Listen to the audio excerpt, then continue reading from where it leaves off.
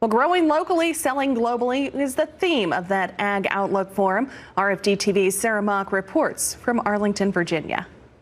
Well, biotechnology is a major topic of discussion here at the USDA's 2019 Annual Outlook Forum. We're likely to be joined here by Mitch Abrahamsen. He is the Executive Vice President at Recombinant. Mitch, talk to us a little bit about what you talked to folks here at USDA about this morning. Yeah, I think the forum today was an outstanding place to talk about some of the competitive issues that are out there for biotechnology and U.S. agriculture.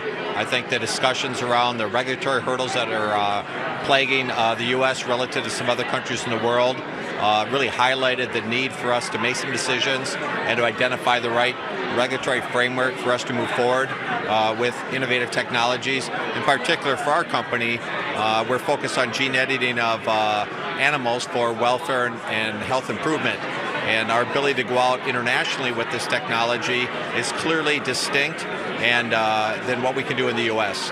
And so I think today's forum and the Secretary's message around, the value of innovation and the need for us to be able to move forward with a regulatory process that makes sense, that's predictable, science and risk-based, where we really regulate the product itself and not the process for generating the products.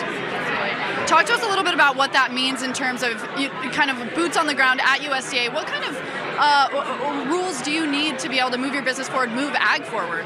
Yeah, I think the confusion as to who should be regulating animals in the United States is confusing not only to someone like Recombinetics and my customers, but from the outside, the world looking in, people are surprised that there's not a single entity that is responsible for regulating our agricultural products. If I go to Canada, if I go to South America, I know who to go talk to.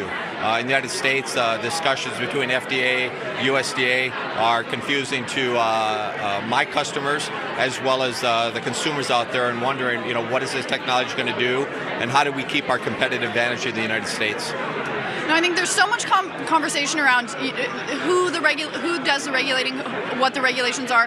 What does it mean to get that wrong? What could be the possible impact on agriculture going forward if we don't have the correct framework? Yeah, I think you're going to find out the U.S. are going to find themselves behind. I think you're going to see that the animal production systems are going to move to where the regulatory environment, which is science and risk-based, allows innovative technologies to address issues around animal welfare, environmental impact, some of the issues that we're dealing with climate change, both on the plant and animal side. You're going to see that the world's going to start adjusting to where can we solve these problems with technology. And once that happens, it's very difficult to bring it back. And one final question. I wonder if you could look into the future. Farmers are kind of exposed to so much technology, so many new things all the time. What do you think is going to be the most, what do you think farmers should keep their eye on? What do you think is going to be the biggest kind of game changer on the farm in the next maybe 10 years? Yeah, that's a fabulous question. I think farmers have been very willing to adopt technologies that really change the way we can use data and how we can make decisions and make them very much based on fact versus kind of what we think feels right.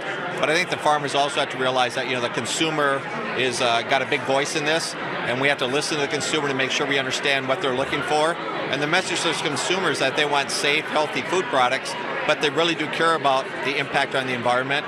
They do care about how we treat our animals. They do care about what's happening at the farm.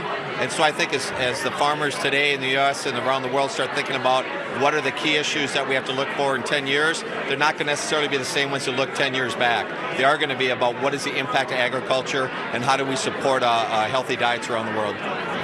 Well, some great advice for farmers across the country there. Thanks again to Mitch Abrahamsen for joining us here at USDA's 2019 Ag Outlook Summit here in Arlington, Virginia. We'll have more updates, more reporting later on this week.